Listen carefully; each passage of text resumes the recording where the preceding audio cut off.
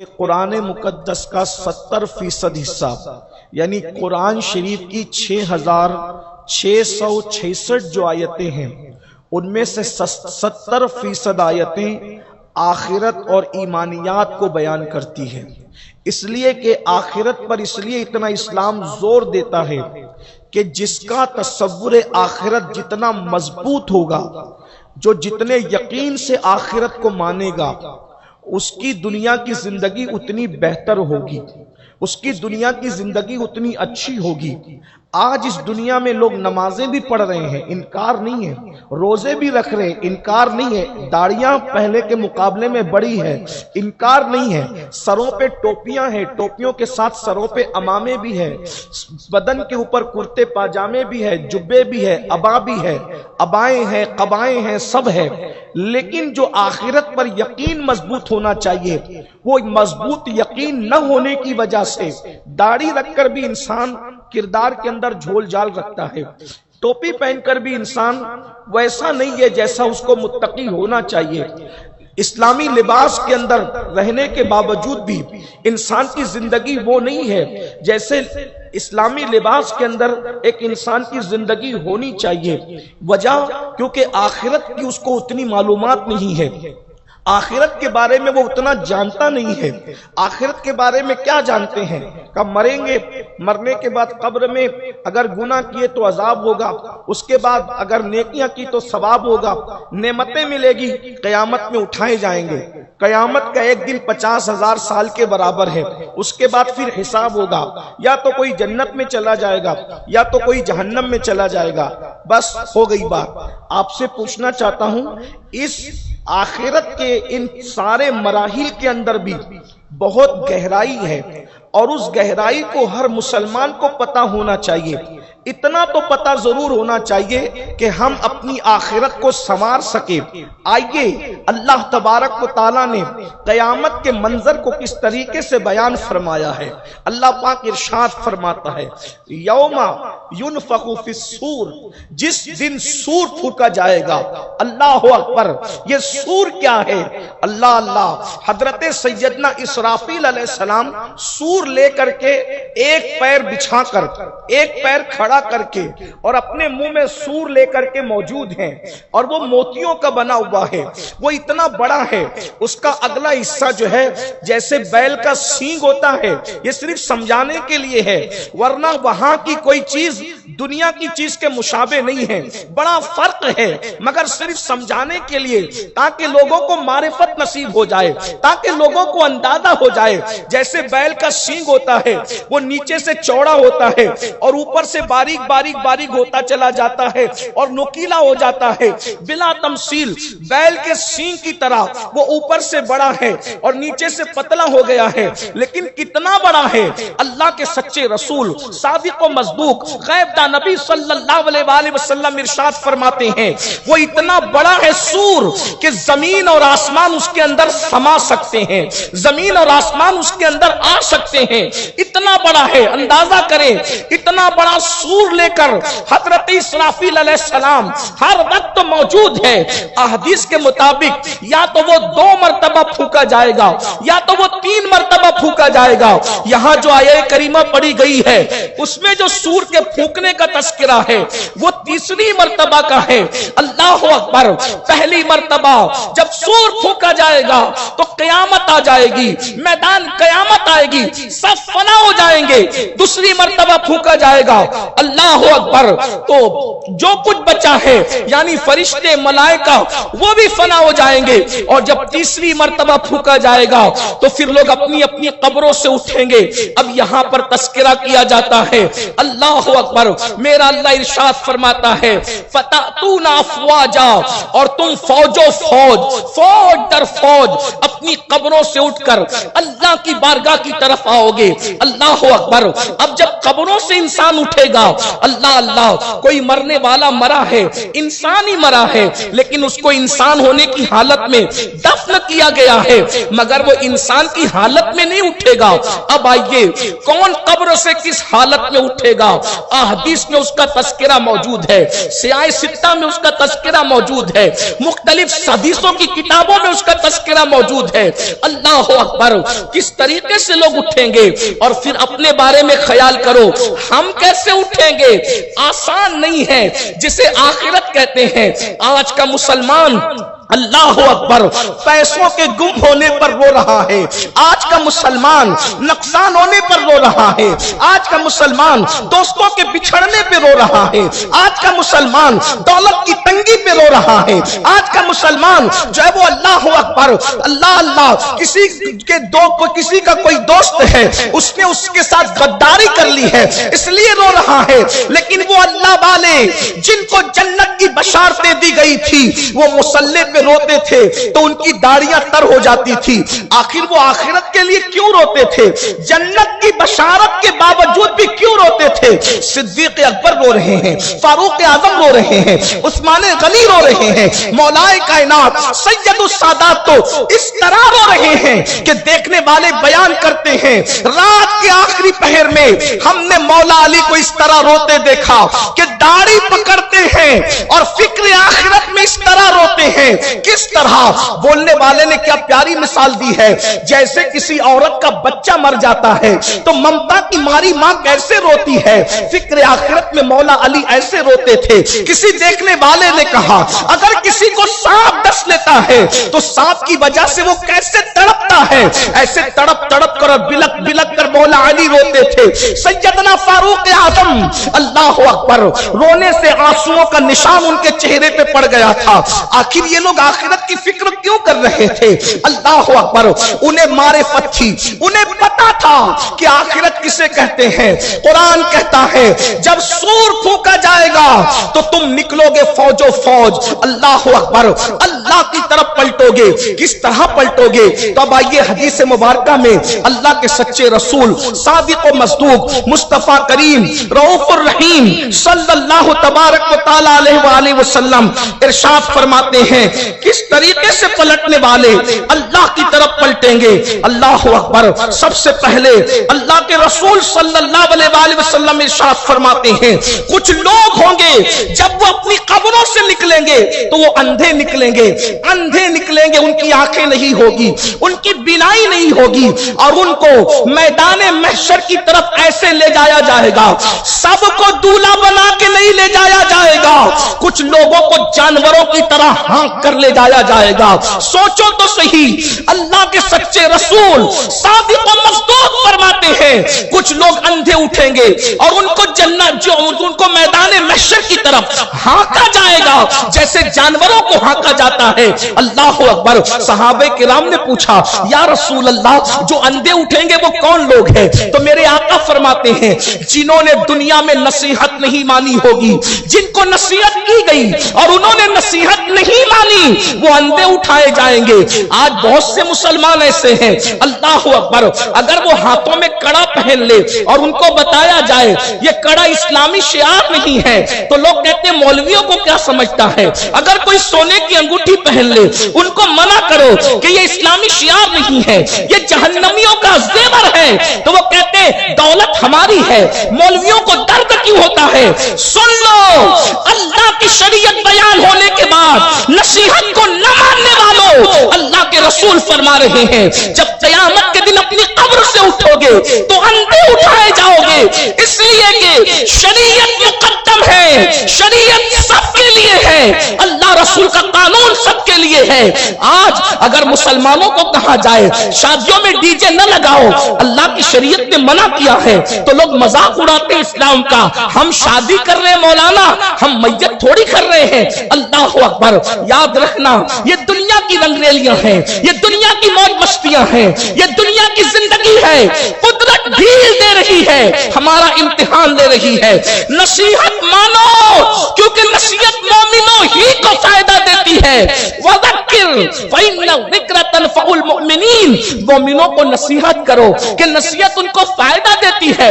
पता चला जिसके दिल में ईमान होता है वही नसीहत को मानता है और जिसका ईमान कमजोर होता है वो नसीहत को नहीं मानता। आज बताओ कोई नसीहत करता है तो लोग उसमें कीड़े निकालने लगते हैं। अफसोस की बात है, तो पहला वो कम नसीब जो कब्र से अंधा उठाया जाएगा जो नसीहत नहीं मानता था। इसलिए एक बात मैं आपसे अर्ज करूं, अगर शरीयत की बात आए سر تسلیم خم کر دو، کوئی بڑا نہیں ہے، سب سے بڑی شریعت ہے۔ اور ایک بات بہت خوبصورت میں یہاں اپنے بزرگوں کی آپ کے سامنے رکھوں، ہم کہتے ہیں میں قادری گھرانے میں مرید ہوں، میں چشتی گھرانے میں مرید ہوں، میں نقشبندی گھرانے میں مرید ہوں، میں سہروردی گھرانے میں مرید ہوں، میں رفاعی گھرانے میں مرید ہوں، میں مداری گھرانے میں مرید ہوں۔ میں کہتا ہوں سارے گھرانے سلاخوں پر، لیکن ایک بات میں آپ کے سامنے کہہ دوں، کسی بھی سچے پیر سے میری بات کو جانچ کر اس کی تحقیق اور تصدیق کروا لینا۔ آپ کسی بھی گھرانے میں مرید ہے، کسی گھرانے کا فیض آپ کو اس وقت تک مل نہیں سکتا جب تک پہلے آپ شریعت کے مرید نہ ہو جائے۔ سب سے پہلے ہم شریعت کے مرید ہیں۔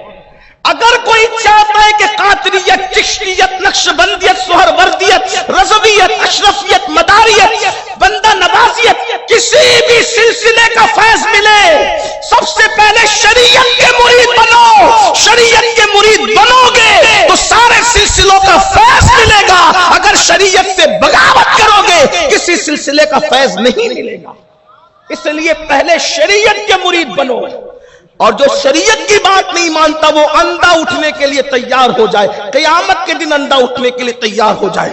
پھر اللہ کے رسول صادق و مصدوق مصطفیٰ کریم رؤوف الرحیم صلی اللہ علیہ وآلہ وسلم ارشاد فرماتے ہیں، دوسرا گروہ جو اٹھے گا وہ ایسا لگے گا کہ نشے میں ہے، قبر سے وہ نشے میں اٹھے گا، حالانکہ وہ نشے میں نہیں، کوئی قبر میں میخانہ تھوڑی ہے جو انسان نشے سے اٹھے گا، لیکن قبر سے لوگ ایسے لڑکھڑا رہے ہوں گے، لوگ لڑکھڑاتے اٹھے۔ یہ حضور کی حدیث ہے صلی اللہ علیہ وسلم۔ یہ محشر اتنا آسان نہیں، اسی لیے تو وہ لوگ روتے تھے جنہیں جنت کی بشارت دی گئی، اور یہاں جن کا استنجا درست نہیں ہے، جنہیں پانی لینے کا شعور نہیں ہے، وہ جنت کے ٹھیکیدار بن کر کے بیٹھے۔ قبروں سے اٹھنے کا حال بھی ایک جیسا نہیں ہے، سب الگ الگ انداز سے قبروں سے اٹھیں گے، فوج در فوج اٹھیں گے، فوج اٹھیں گے۔ اللہ اکبر، جب سور پھونکا جائے گا یہ قدرت کی طرف سے اعلان ہوگا، سب نکلیں گے اپنی اپنی قبور سے۔ اللہ اکبر، وحصل ما فی الصدور۔ اللہ اکبر، اللہ اکبر، کیا کیفیت ہوگی، کیا حالت ہوگی۔ اللہ فتاتون افواجا، نشے کی طرح ہوں گے، اور کیسے ان کے پیر لڑکھڑا رہے ہوں گے، وہ اٹھنا چاہیں گے گر پڑیں گے، چل نہیں سکیں گے، نشے کی حالت میں نظر آئیں گے، وہ نشے کی حالت میں نہیں ہوں گے۔ دراصل بات کچھ اور ہے، ابھی آپ کو آگے سمجھ جائیں۔ نشے کی حالت میں لگیں گے، کھڑے ہوں گے، لڑکھڑائیں گے، گر پڑیں گے۔ ان کی شکل دیکھ کے ایسا لگے گا جیسے ان پر کسی جنات کا اثر ہو گیا، لیکن جنات کا اثر بھی نہیں ہوگا۔ ایسا لگے گا جیسے ان کو کسی نے جادو کر دیا۔ جیسے جادو کسی پہ کیا جاتا ہے تو وہ کیسے لگتا ہے، زندہ ہو کر بھی بالکل اس کا چہرہ اترا ہوا، ڈراؤنا، سونا۔ جیسے کسی کو قبر سے نکالو تو کیسے دکھتا ہے، قبر کے مردے کی طرح۔ اللہ اکبر، ایسے سونا چہرہ، اترا چہرہ، لڑکھڑا کے گر رہا ہے، چل نہیں پا رہا ہے۔ اور اس کے بعد اور ایک حدیث ساتھ میں ایڈ کر لوں، اس کے پیٹ جو ہوگا اس کا، وہ کمرے کی طرح بڑا ہوگا، اس میں سانپ اور بچھو نظر آ رہے ہوں گے، اس کے پیر اور ہاتھ اتنے چھوٹے اور پیٹ مٹکے کی طرح، پیٹ کمرے کی طرح بڑے، اور وہ جب چلنا چاہیں گے تو گر جائیں گے۔ ظاہر سی بات ہے، پیٹ بڑا ہو جائے تو آدمی کھڑے ہو کر 2 رکعت نماز نہیں پڑھ پاتا۔ اللہ کی پناہ چاہتے ہیں کہ اللہ اکبر، اللہ کی پناہ چاہتے ہیں کہ ہم عبادت مسنون طور پہ نہ کر سکے۔ خدا کی دعا کی بارگاہ میں دعا کرو، اللہ ہمیں آخری نماز بھی محبوب کے طریق پر ادا کرنے کی توفیق عطا فرمائے۔ اللہ ہمیں آخری نماز بھی حبیب کی سنت کے مطابق ادا کرنے کی توفیق عطا فرمائے۔ لیکن یہ تو دنیاوی عذر ہے میرے بھائی، اگر خود کا پیٹ بڑا ہو جائے حلال کھا کر کے تو آدمی دیر تک کھڑے نہیں رہ سکتا، لیکن مٹکے جیسا پیٹ، کمرے جیسا پیٹ، اور اس کے بعد لڑکھڑانا، نشے کی کیفیت میں رہنا، اور وہ چل نہیں سکیں گے۔ اللہ اکبر، کافر تو چل کر کے جائیں گے لیکن یہ لوگ چل کر نہیں جا سکیں گے۔ یہ عبرت ہے قدرت کی طرف سے، حالانکہ ان کو بھی گھسیٹا جا رہا ہوگا، لیکن یہ عبرت ہے قدرت کی طرف سے۔ صحابہ نے پوچھا یا رسول اللہ اتنی دردناک سزا کس کی ہوگی؟ تو اللہ کے رسول علیہ السلام فرماتے ہیں جو دنیا میں سود کھاتے تھے وہ اپنی قبروں سے اس طرح اٹھیں گے کہ ان کے پیر لڑکھڑا رہے ہوں گے، ان کے پیٹ مکمٹکوں کی طرح ہوں گے، ان کے پیٹ کمروں کی طرح ہوں گے، ان پر ایسا لگے گا کسی نے جادو کر دیا، ان پر ایسا لگے گا جنات کا اثر ہو گیا، ایسا لگے گا کہ آصف نے ان کو چھو لیا۔ مخبوط الحواس جس کو کہتے ہیں، حواس قابو میں نہیں ہوں گے، اس طریقے سے وہ اٹھیں گے۔ کون؟ سود کھانے والے، سود کا دھندا کرنے والے۔ اللہ اکبر! آج دیکھو تو صحیح، اللہ اللہ ایزی منی کے چکر میں، شارٹ ٹائم پہ ترقی کرنے کے چکر میں آج نوجوان لڑکوں کی توجہ حلال و حرام سے ہٹ چکی ہے، سود میں لوگ مبتلا ہو رہے ہیں۔ شاید اسی دور کے لیے کہا گیا تھا جو سود سے بچنا چاہیں گے، سود کا گرد و غبار اس تک پہنچ کر کے رہے گا۔ کرکٹ کھیلا جا رہا ہے تو سود کا چکر، گیمز کھیلے جا رہے ہیں تو سود کا چکر، حرام کاروبار کا چکر، اللہ اکبر! جوا کو پرموٹ کیا جا رہا ہے، سود کو پرموٹ کیا جا رہا ہے، مال کمانے کے چکر میں حلال و حرام کی تمیز ختم کر دی گئی ہے۔ لیکن قبر میں دفن ہونے والوں ایک دن قبر سے اٹھنا تو ضرور ہے، اللہ اکبر! اسی کے ساتھ ساتھ اللہ کے پیارے حبیب مصطفیٰ کریم رؤوف الرحیم صلی اللہ علیہ وآلہ وسلم ارشاد فرماتے ہیں پھر تیسرا گروہ اپنی قبر سے اٹھے گا، اور جب قبر سے اٹھے گا تو کیفیت کیا ہوگی؟ ان کے چہرے سے آگ کے شعلے نکل رہے ہوں گے، اللہ اکبر! چہرے پر آگ کے شعلے ڈالے نہیں جا رہے ہوں گے، ان کی جب وہ قبر سے نکلیں گے تو ان کے چہروں سے آگ کے شعلے نکل رہے ہوں گے، آگ کے شعلے، اللہ اکبر! اور آگ کے شعلے لے کر جب وہ نکلیں گے، اللہ اکبر! تو صحابہ کرام نے پوچھا یا رسول اللہ آخر وہ کون لوگ ہیں جو چہروں میں آگ کے شعلے لے کر قبر سے اٹھیں گے؟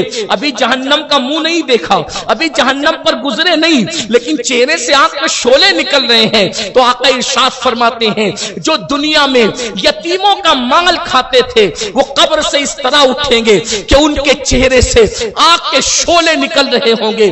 آج یہی ہوتا ہے، اگر اللہ اکبر جوان بھائی مر جائے اور وہ مال و دولت چھوڑ کے مرے تو کبھی چچا ہڑپ لیتا ہے، کبھی بڑے ابا ہڑپ لیتا ہے، کبھی اللہ اکبر دادا ہڑپ لیتا ہے، کبھی خالہ ہڑپ لیتی ہے، کبھی ماموں ہڑپ لیتا ہے۔ سن لو، یتیموں کا مال نہ کھاؤ، سب سے بڑا گناہ قرار دیا ہے مال کے اعتبار سے یتیموں کا مال کھانا۔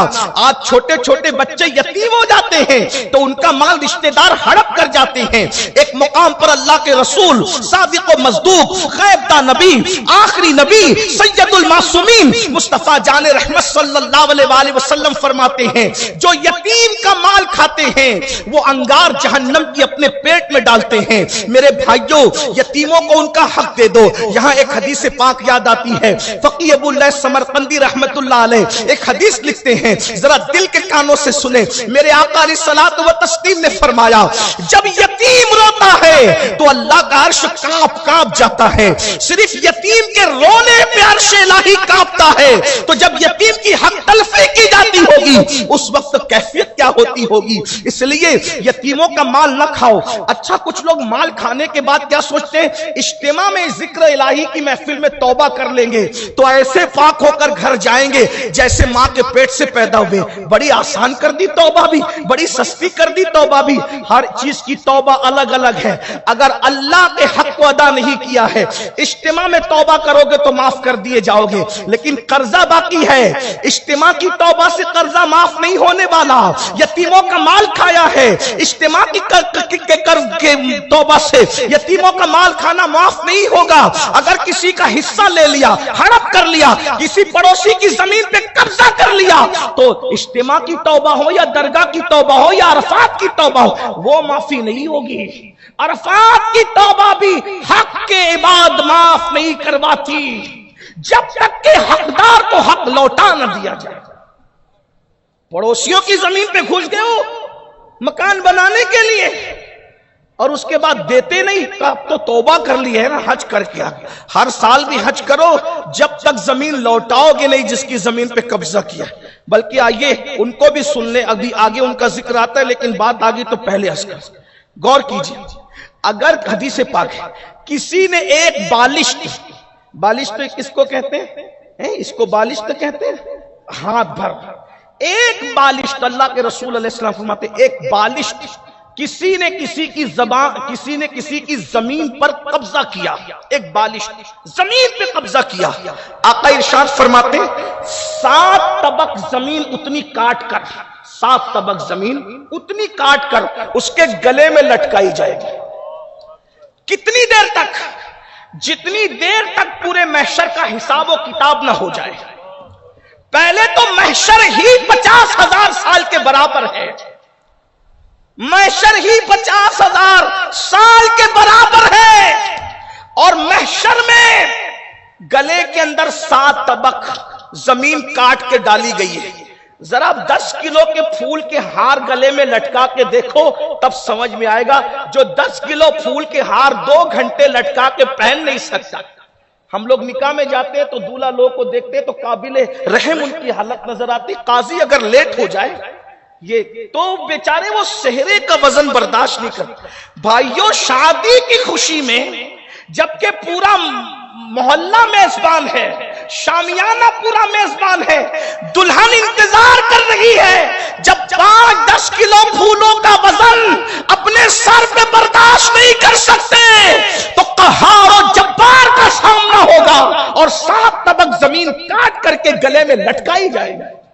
آج زمینوں پہ قبضہ کرنا بہت اچھا لگ رہا ہے لیکن یہ دنیا ہے، اسی لیے کہا جا رہا ہے آخرت کی معرفت حاصل کر لو، قیامت میں کیا ہوگا وہ سن لو. اسی لیے تو غیب داں نبی نے محشر سے پہلے محشر کو بیان کر دیا ہے. اور پھر سنو، حیرت کی بات یہ ہے کہ کچھ ظالم ایسے ہیں ان حدیثوں کو بیان بھی کرتے ہیں اور پھر گلا پھاڑ پھاڑ کر کہتے بھی ہیں کہ نبی کو غیب کی کیا خبر. ظالم یہ غیب نہیں ہے تو پھر غیب کہتے کس کو؟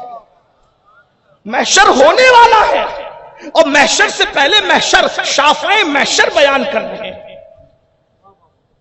ایک حدیث پاک اور یاد آ گئی یہاں. اگر کسی نے کسی کا جانور چھینا ہوگا، بیل چھینا، گائے چھینی اور اسی طریقے سے اونٹ چھینا، گھوڑا چھینا، آقا علیہ السلام فرماتے ہیں قیامت کے دن وہ اس گھوڑے کو سر پہ لے کر کے کھڑا ہوگا 50,000 سال کا، اور وہ گھوڑا چلا بھی رہا ہو. یہ ایک گھوڑے کی بات ہے بھائیو، یہ اس دور کی بات ہے. اللہ کے رسول علیہ السلام نے اس دور میں فرمایا یعنی جس سے جو چیز چھینی ہے اس کو سر پہ رکھ کے لانا پڑے گا. اللہ اکبر، کیا محشر ہوگا. دنیا میں کتنا استعمال کرو گے کسی کی چھینی ہوئی چیز کو، کسی کی چرائی ہوئی چیز کو، کسی سے ظلمن چھینی ہوئی چیز کو. تو اللہ کے رسول علیہ السلام فرماتے ہیں یتیم کا مال کھانے والے اپنے چہروں سے آگ، ان کے چہروں سے آگ نکل رہی ہوگی اور ان کے کانوں سے اور آنکھوں سے دھواں نکل رہا ہو. یہ محشر میں اس طریقے سے، یہ محشر ہے، بہت آسان نہیں ہے محشر. امام اہل سنت کہتے ہیں اللہ اکبر، کیا انداز میں کہتے یا رسول اللہ خدا قہار ہے غضب پر، خدا قہار ہے غضب پر، کھلے ہیں بدکاریوں کے دفتر، بچا لو آ کر شفیع محشر تمہارا بندہ عذاب میں. یہ محشر ہے، الگ الگ شکلوں میں اٹھنے والے اٹھیں گے. پھر اس کے بعد اللہ کے رسول مصطفیٰ جان رحمت صلی اللہ علیہ وآلہ وسلم فرماتے ہیں کچھ لوگ قیامت میں کوڑی اٹھیں گے، ان کو کوڑ ہوگا. کوڑ سمجھتے ہیں؟ یہاں کے لوگ کوڑ کو کیا کہتے ہیں؟ کوڑی کہتے ہیں کیا؟ کوڑ سمجھتے ہیں؟ کوڑ ایک بیماری ہے اور وہ حقیقی کوڑ ہے. اللہ اکبر. بلکہ ایک حدیث پاک میں تو یہاں تک فرمایا گیا کہ کوڑی لوگوں سے ایسے بچو جیسے شیر سے بھاگتے ہو ڈر کے، سانپ اور شیر سے بھاگتے ہو ایسے کوڑیوں سے بچو. کوڑ ایک بیماری ہے، بدترین بیماری. اور کسی کو ہو تو وہ برا نہ مانے، ہم اس کی برائی نہیں کر رہے، لیکن بیماری ہو بدتر بڑی. شمر کو وہ تھی، قبر کربلا میں جو تھا شمر اس کو وہ بیماری تھی. اور بھی ویسے کوڑ کی بیماری بہت اچھے لوگوں کو نہیں ہوتی.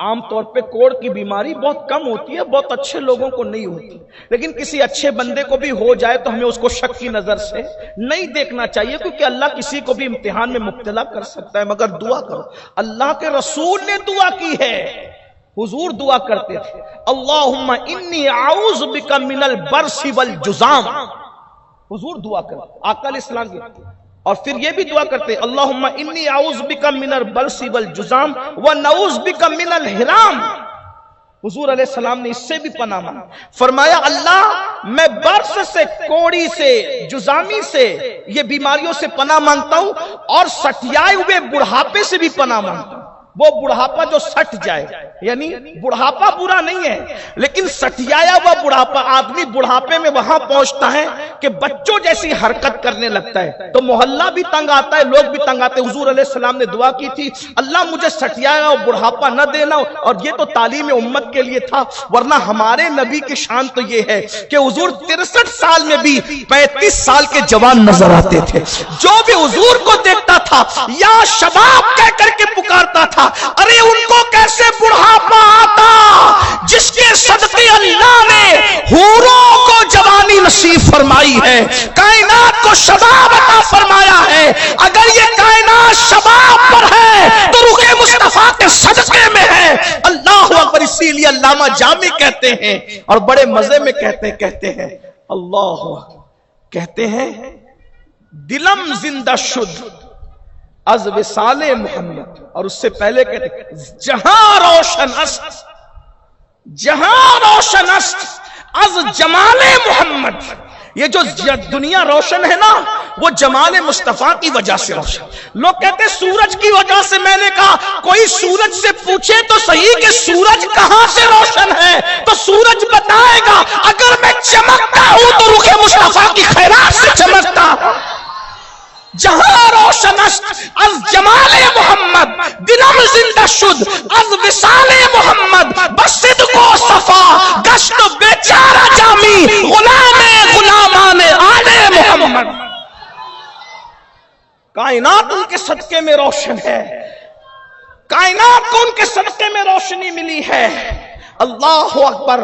تو حضور علیہ السلام کی دعا تھی، کچھ لوگ کوڑی ہوں گے، قیام کوڑ لے کر کے اٹھیں گے۔ ایک بات یہ بھی یاد رکھنا، یہاں کوئی کتنا بھی بڑا بیمار ہو لیکن قبر سے وہ بیمار نہیں اٹھے گا اگر اللہ اس سے راضی ہے تو، ہاں، لیکن جو وہاں بیمار اٹھے گا پھر اس کا کوئی علاج ہی نہیں، کیونکہ وہاں ڈاکٹر نہیں ہوں گے، وہاں کسی کی ڈاکٹری کی ڈگری ہوگی، نہ وہاں کوئی ٹیچر ہوگا، نہ کوئی ڈگری والا وہاں نہیں ہوگا، وہاں صرف ایک ڈگری چلے گی بس، مصطفیٰ جان رحمت کی وفا کی ڈگری جسے ایمان کہتے ہیں۔ اس لیے ساری ڈگریاں حاصل کرو، سب کے ہیں، ہم تائید کرتے ہیں، لیکن پہلے حضور سے وفا کی ڈگری حاصل۔ اگر یہ ڈگری ہے تو ساری ڈگریاں ہیں، یہ ڈگری نہیں ہے تو پھر انسان ناکام ہے، ناکارہ ہے، برباد ہے۔ ایمان کی ڈگری پہلی چیز ہے، اور ایمان کی ڈگری کی شان بتا دوں، سب کے لیے قیامت کا دن 50,000 سال کے برابر ہوگا، لیکن جس نے رسول اللہ سے وفا کی ہوگی اس کے لیے پورا قیامت کا 50,000 سال کا دن صرف ظہر کی 4 رکعت کے برابر ہوگا۔